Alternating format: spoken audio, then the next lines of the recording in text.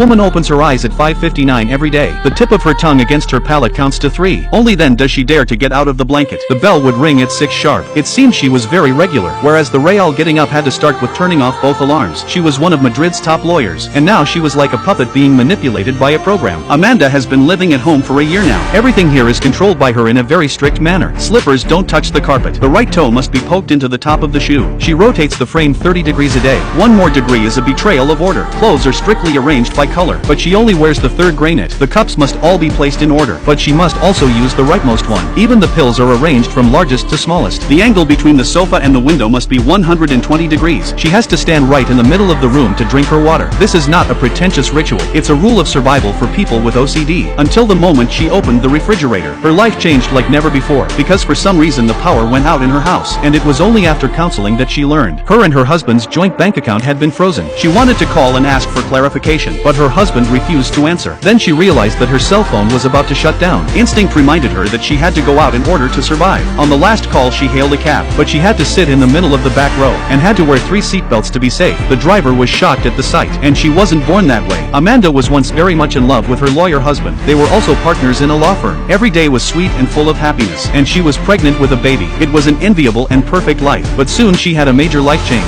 She was checking the information with her husband before attending the trial, but accidentally she suddenly felt a pain in her abdomen. That's how it happened. Her fragile body had a miscarriage, because she was about to appear in court. It was her professionalism that supported her tenacity, but in the courtroom she was still distracted. When she calmed down and prepared to start her defense, she heard the plaintiff tapping on her laptop. Obviously this is the opponent is disturbing the rhythm, but then her thoughts were suddenly interrupted by the sound of the hammer. Amanda rushed to stabilize herself and tried to ask the plaintiff to stop interfering, but the judge thought she was being unreasonable. She was so agitated that it was as if all the little noises were attacking her brain, so she couldn't stand it any longer. She went so far as to grab the gavel directly from the judge's hand. No doubt she was thrown out of the courtroom, and with the loss of the fetus in her womb, Amanda's life took a downward spiral. She was suddenly diagnosed with obsessive-compulsive disorder. It wasn't long before she and her husband separated. A year later she was downstairs at the office again. She couldn't even shake hands with her old co-workers. The OCD seemed to evolve into a more serious cleanliness fetish. She wouldn't even ride in the elevator with anyone else. Not leaving the house created a certain degree of sociopathy. She had no choice but to climb the stairs. She reached the office and counted 162 steps. Her husband was shocked when he saw her. He thought her condition had improved with the medication, but she still couldn't be touched physically. And the reason the husband deactivated the bank account, because the firm's finances are on the verge of bankruptcy, and if there's no one to invest, he's gonna have to take on new partners. Obviously arguing won't solve the problem. The best thing to do now is for her to get out and work. But she had a big problem on the way down. 2 more people came up the elevator when she was alone, and it was a good thing neither one of them turned around. She closed her eyes and thought she'd get over it, but what she didn't expect, the message beeps were so loud it made her head hurt. She kept tapping to drown out the noise.